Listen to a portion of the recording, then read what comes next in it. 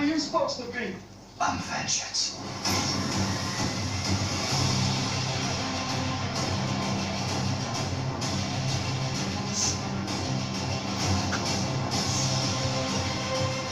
Let's go!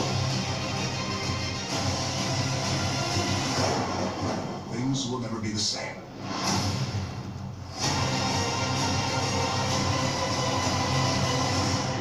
DC Fandome. Join us live October 16th, 2021, streaming free on dcfandome.com. Register now on dcfandome.com and be the first to get news, merch, and more. Let's go!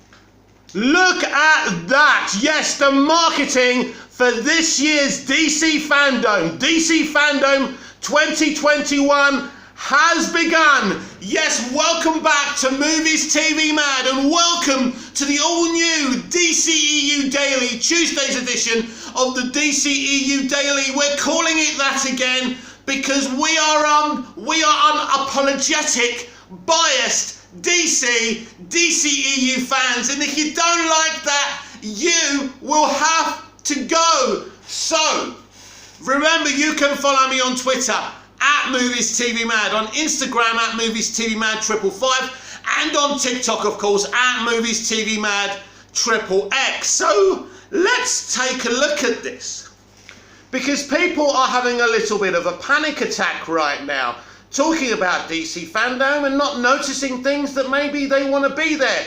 They did say, and more. There's going to be lots of surprises here. So, who have we got? Now we have one Superman, Tyler Hoechlin.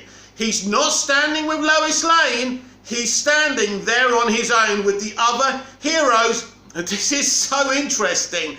Could Tyler Hoechlin be the central Superman in the central DC live action universe? I think this could be a thing. We have Aquaman. They will be talking and promoting about Aquaman and the Lost Kingdom. We have Peacemaker. We have, of course, the first thing they advertise is Matt Reeves the Batman. You tell me this isn't the future. This Earth isn't the future of DC live action. It's happening. My theory is happening. Wow. We have got an animated kind of Wonder Woman, but I can't see Gal Gadot's Wonder Woman. That's interesting, isn't it? We have Zachary Levi's Shazam. We have Black Adam, of course. We have The Flash. We have Stargirl. We have Melissa Benoist Supergirl. That's interesting. We have Dick Grayson from Titans. We have Batgirl, and we got Teen Titans Go. The animated characters on here as well. I'm sure there's little delights you can find on this poster as well. Wow! I'm out of breath already. So, are you ready for DC Fandome 2016 and the Movies TV Mad content, if you like, is the place where we're going to cover it here on Movies TV Mad, via our DCEU Daily, via our special, very, very, very special DC Fandome videos. We will cover every morsel of this event for DC fans to celebrate these DC universes and these DC characters. And so I'm so excited. Just over a month ago, October the 16th, and then DC Fandome will be here. Will the characters you want represented be at Fandome? I hope for your sake, yes. I think most of the things going on will feature some kind of DC character, either in animation or in gaming or in movies. But the most important thing for DC and WB during Fandome is these really 5 upcoming movies, which are Matt Reeves the Batman, Black Adam, the Flashpoint movie, and Aquaman the Lost Kingdom, and Shazam Fury of the Gods. These are the next 5 upcoming movies releasing in cinemas in over the next 18 months. So wow, how exciting is that? There will be panels for each one of these movies, and there should be, I think, apart from Aquaman and the Lost Kingdom, full trailers. I think Aquaman and the Lost Kingdom maybe might not be able to show us anything because they haven't been shooting very long, by the way, so that's understandable. So I don't think we should throw our toys out the pram because of that. But it's a very exciting convention. But as I said, there's only one Superman there, and it's Tyler Hoechlin. I think I would be hugely disappointed if the status of Henry Cavill's Superman wasn't confirmed at this year's DC Fandome once and for all, because our hands have been hanging out in the air to hear something about the future of this version of Superman since 2017, and you know, we need to know. They need to tell us. And I understand that DC Fandome is supposed to be a convention of celebrating these DC universes and these DC characters, but for me personally, I think it's a must now. We must be told once and for all what is the status of Henry. If he's done, he's done. If he's done, tell us before Fandome then. Just tell us you're not using him. I mean, I think it's impossible for him not to be in the Flash movie with what they're doing. They're continuing the Snyderverse at the beginning of this film. Of course, that will be taken. That will be taken kind of to another Earth when Flashpoint happens and when Barry fixes everything. My prediction is that we will end up in Matt Reeves' Earth 2, but we will have to wait and see for that. So, and I will later on in the video, we'll talk about what the DCEU will look like after Flash, because I know we've discussed that many times, and it's an exciting conversation, but also I saw a video by Dingus Bingus claiming nothing's going to change after Flash, which is absolute bollocks. I'm sorry to swear if there are only any children present, but this is not for kids. That's the thing I pressed when I uploaded the videos, so you shouldn't really be watching, but probably my nieces and nephews do watch it. Hey, what can I do? So, fruity language when I get passionate. And so, there's a lot of things about this year's Fandome that are incredibly more exciting than last year's Fandome, because, as I say, there's lots of things. This is, I mean, there will be another Fandome. If they do it pre-Flash, right, the Flash releases in November of 2022, I would assume we will get a Fandome pre-November 2022. So next year's Fandome, because it will be pre the release of the most important DC movie of all time. Now, I don't know if it's going to be the greatest, I'm just saying it's the most important, because this is what changes everything. And that's been really exciting for me to think about this and to think where we'll be, you know, after that. You know, so very, very important. At the end of the video, I will discuss how Zack Snyder's cinematic DC universe can continue via the DCEU, but not being part of the central universe. I will talk about that in the final part. But yeah, DC Fandome, baby. What are you looking forward to for DC Fandome? Let me know in the comments below. There was a little lie, some little site put out yesterday, that a Peacemaker, not a Peacemaker, sorry, what's his name? Bloodsport, that's it, nearly forgot myself there. A Bloodsport movie or TV series, limited series, was being developed. Now, this is not true. Now, James Gunn came in and said, I would, you know, love to do a Bloodsport project at some point, but there isn't one in development right now. This was a very small site trying to garner some viewerships and everything, and even begging people to share her actual tweet, and it was ridiculous, and it's not fair. There are a lot of con artists out there. Stick with me, stick with the honest people. We are passionate DC fans. We're not just jumping on comic books and comic book movies and live action just to get viewers. If we get viewers, that's great if you want to stick with us. If you don't, there's plenty of people talking about comic book live action and comic books right now. So many great people, and I know I have a few loyal fans on here, and I really do appreciate you. So DC Fandome this year is very, very important, and what they say to us is also very important.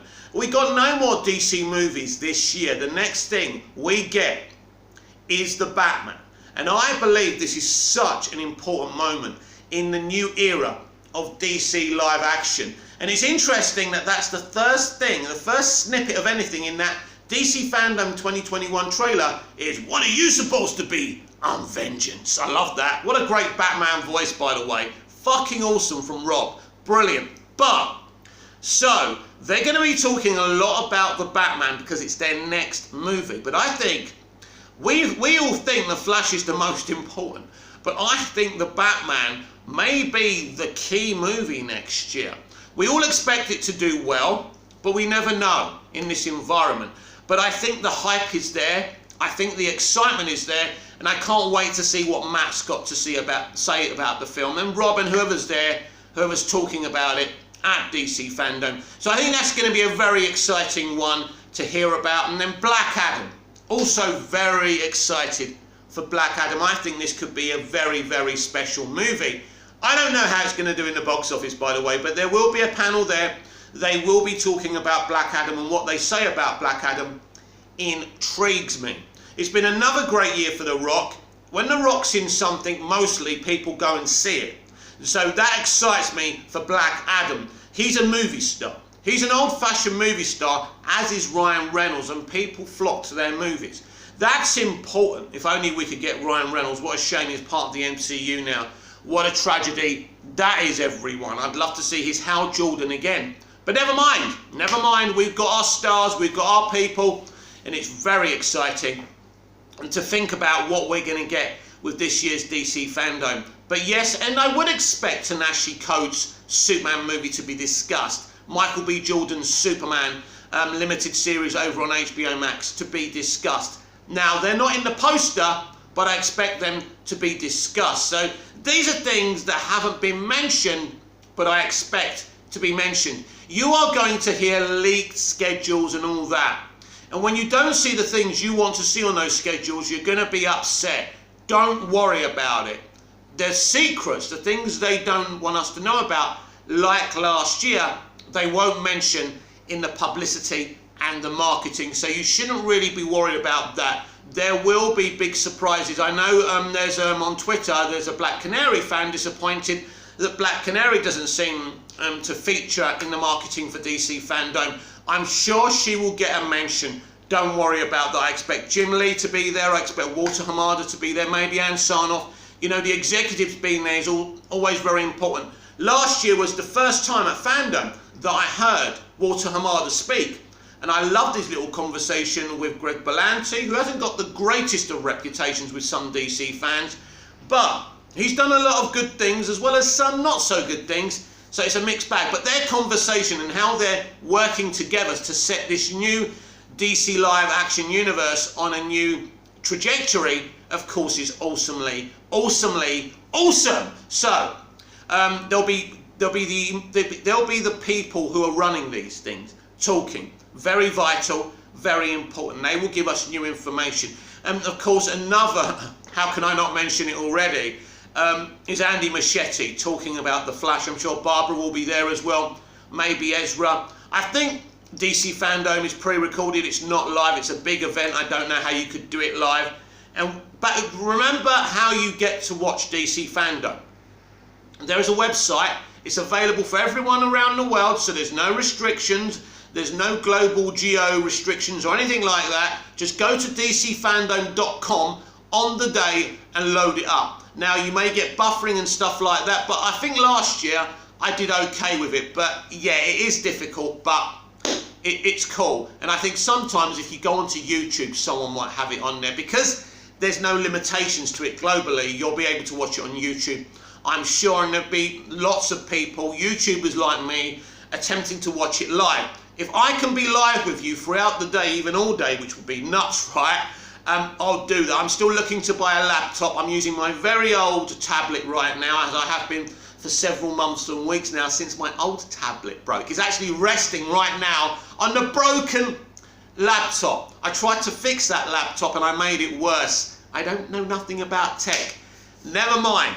So let's hope we can get a laptop and we can do some live vids for DC Fandom, because it is incredibly exciting to find out the shocks and the surprises we're going to have there, and to talk about these 5 upcoming DC live action movies. They'll be talking about Arrowverse, Titans, Doom Patrol, animation, gaming, lots of gaming. Documentaries are a big thing as well for superhero content as well. I love superhero documentaries, by the way.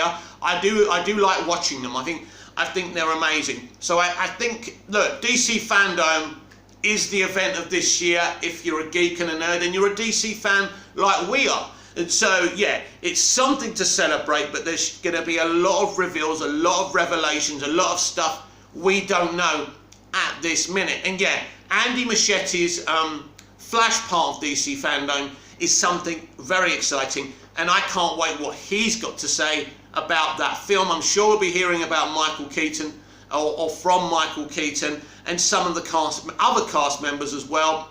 It'll be very interesting how the other people, apart from Barry Allen, feature in the Flash movie too. So I'm very excited to hear about all about the Flash, and I'm intrigued about Aquaman and the Lost Kingdom, because there's been hints, hasn't there? And we read the interview with James Wan. This could be kind of a vampire-y, or kind of based on some kind of old vampire movie. It could be some kind of apocalyptic movie.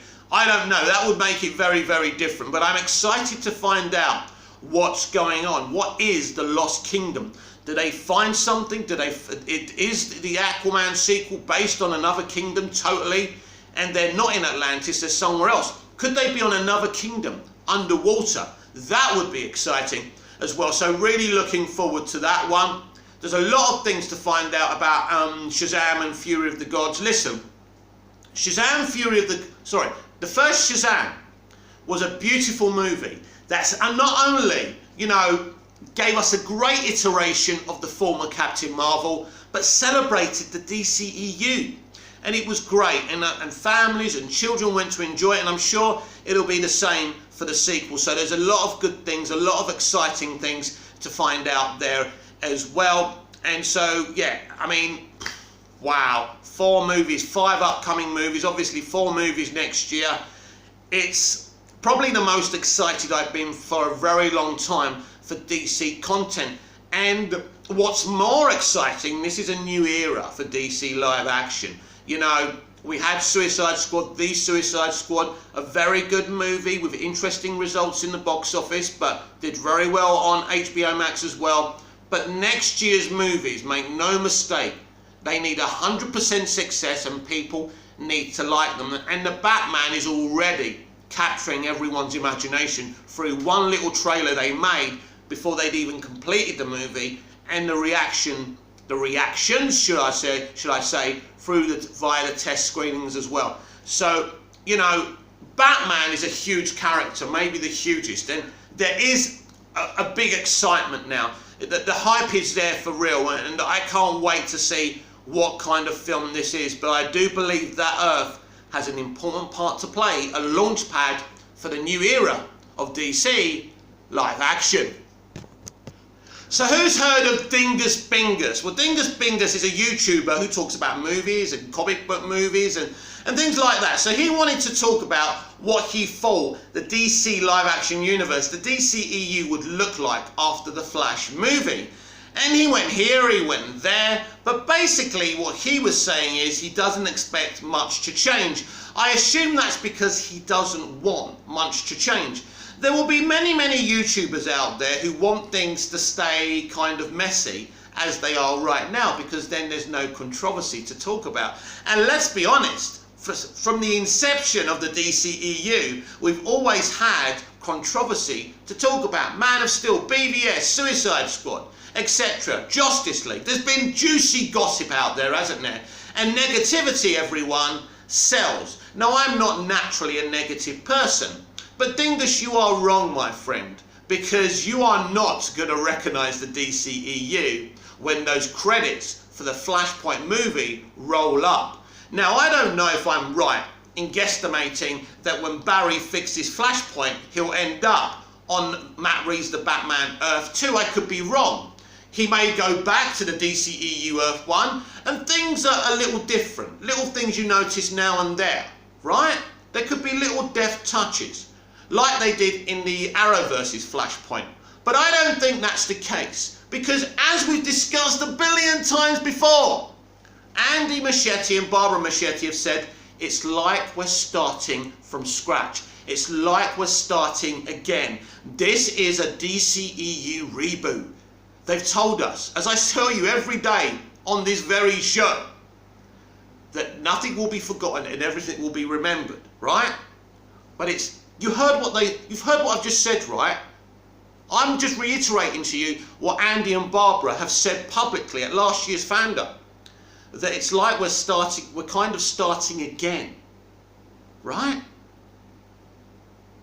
There's no denying this. You may not want it to be rebooted. You may not want certain iterations of the iconic DC characters we've grown to love in the DCEU Earth 1 to disappear or be deleted. I don't know who's going and who's staying. I don't have that information. I have thoughts and ideas in my head, but I do think that Barry Allen will find himself in Batman's Earth 2, Matt Reeves' Earth 2. Now, I could be wrong about that. And I'll discuss how this theory leads me into another theory on how Zack Snyder's cinematic universe could still be a thing after Flashpoint. We'll discuss it anyway. I'm not saying it's going to happen, it's just a theory I have. But, so, I think we can be absolutely clear here, Dingus Bingers, and everyone who's in denial. And I'll get comments later on, I don't want DCEU Earth 1 to be deleted. It's not what you want or I want that's going to happen. You see, let me give you my opinion. Look, I'll be quite happy if Zack Snyder was running the DCEU forever. I enjoyed his movies, it was fine. But it isn't a very good business model. It isn't. They weren't bringing in enough money. They were bringing in some good money, but not the money. You know, these companies are greedy, we know that. And the negativity surrounding Snyder's, DCEU was there. They don't need it. They don't want it. I think they would have, happily restored his universe if he wasn't being so difficult during the production of the Snyder Cut. And I think that's what ruined everything. You know, Ray Fisher coming out, exposing the studio. Just look, you can't have it. You can't have, as a studio, as a famous company, you can't have, your employees exposing you like that. It just doesn't work. So unfortunately, they had to go. But in the future, we don't know what could happen with Zaslav and Discovery coming in. Ann Sarnoff, may have fought again. Who knows? We'll find that maybe we'll find something shockingly about Snyder's verse at DC Fandome. I think that will break the internet. Anyway, so it's clear we're leaving the DCEU Earth 1, or I'm wrong and we're just rebooting the DCEU Earth 1. I'm just very, very suspicious why Matt Reeves' universe is on another Earth. Now, I know they wanted to do a different type of Batman and he wanted to do his own thing, so I can understand that.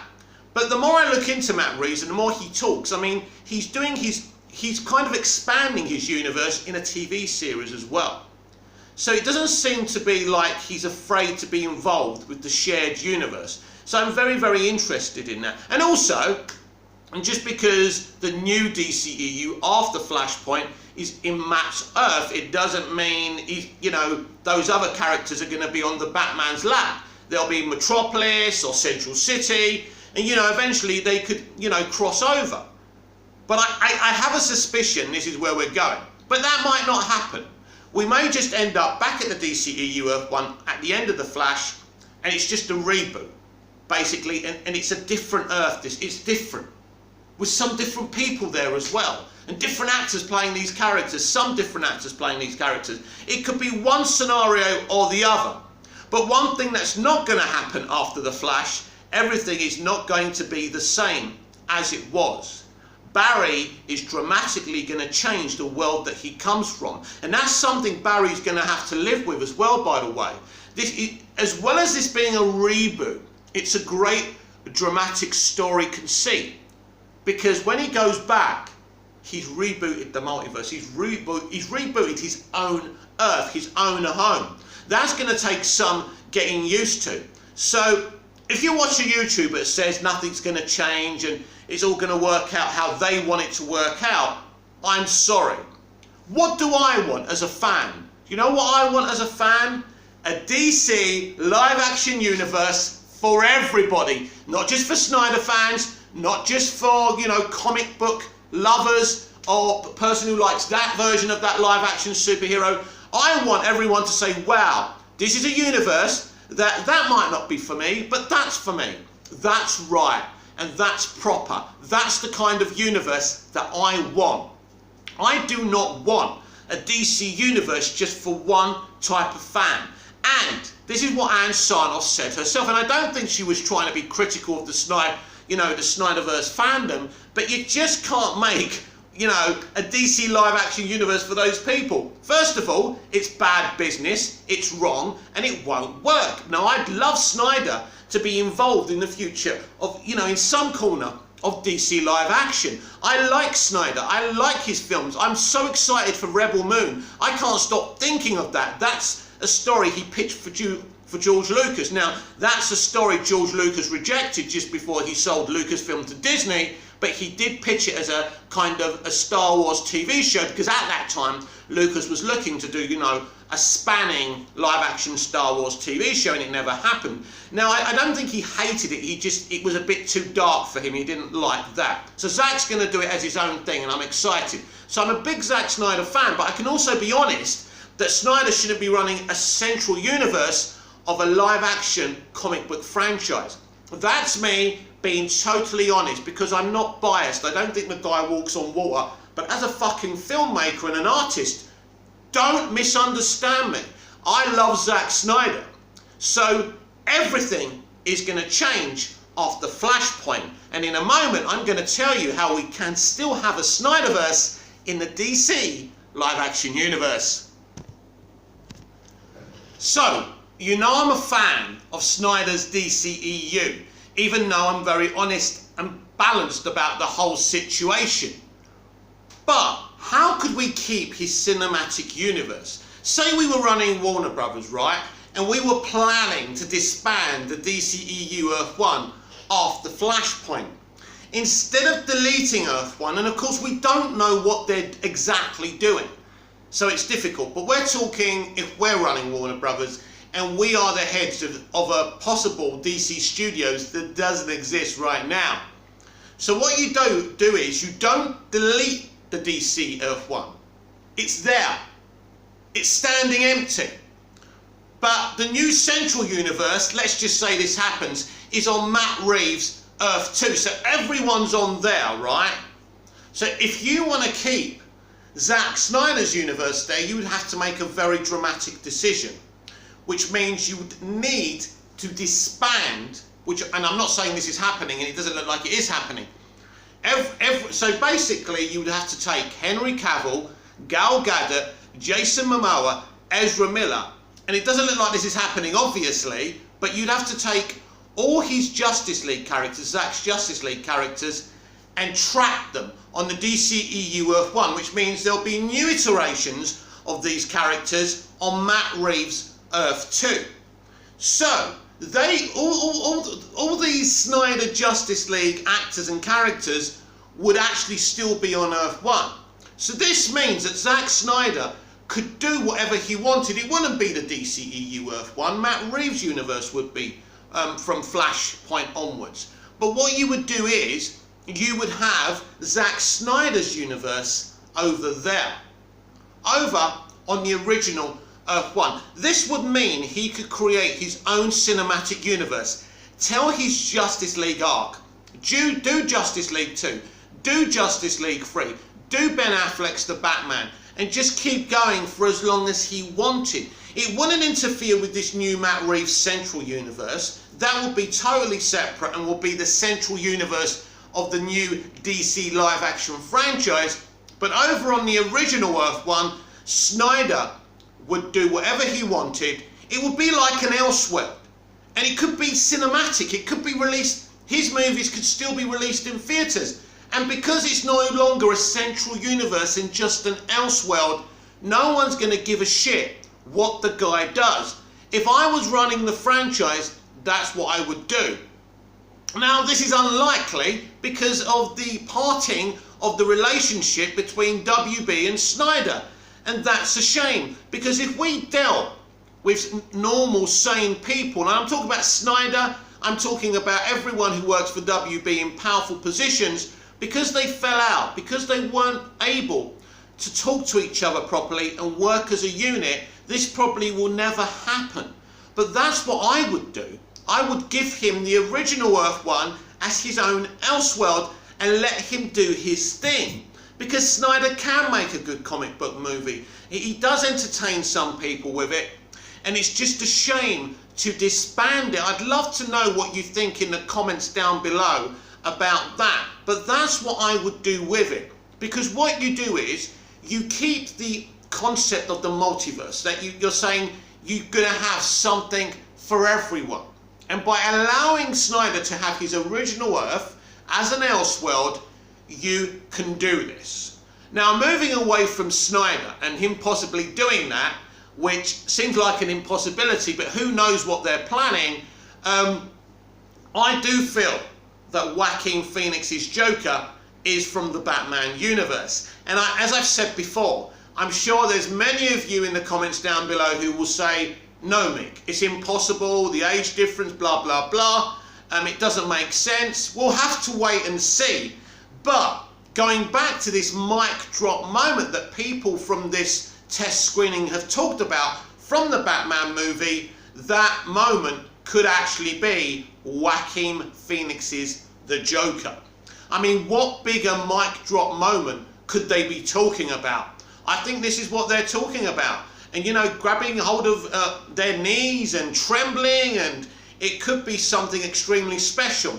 Now, if the mic drop moment isn't actually Joaquin Phoenix the Joker, I have another theory.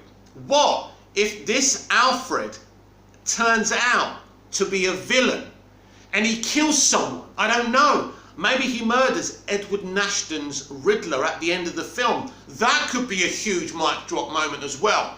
I don't know what's going on. I'm going to have many more theories. We are all going to have many more theories. But wow, I could talk to you lot about the DCEU and the future and what's going to change all day. But you've got things to do. I've got things to do. This has been the DCEU Daily. I'm Mick, your host with the most. Just ask your girlfriends and your wives, and I'll see you again in the next video. Until then, goodbye.